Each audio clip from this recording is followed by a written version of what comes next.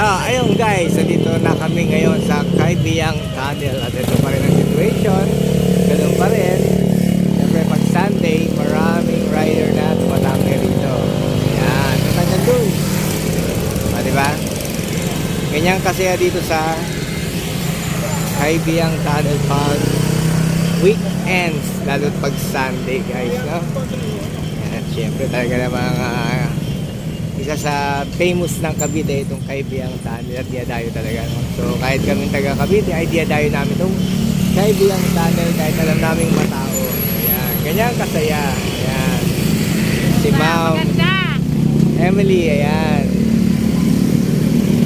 diba guys? Kaya kasi dito, kaya minsan punta rin kayo dito sa Kaibiyang pagka weekends. Ito kasi dito picture para ka lang nag-tambike. Yan, tambike. Yan tawag ito, tambike. Diba? Kung wala ka namang ginagawa pag weekend, diba? After mo magsimba sa umaga o kumain sa Tagaytay o kung galing, tambike lang, di ba Presno? Opo. Sunday tambike sa Kaibiyang. Ayan ang ating vlog. Okay, guys, thanks for watching. Uwi na kami. Yan ang aming president, oh.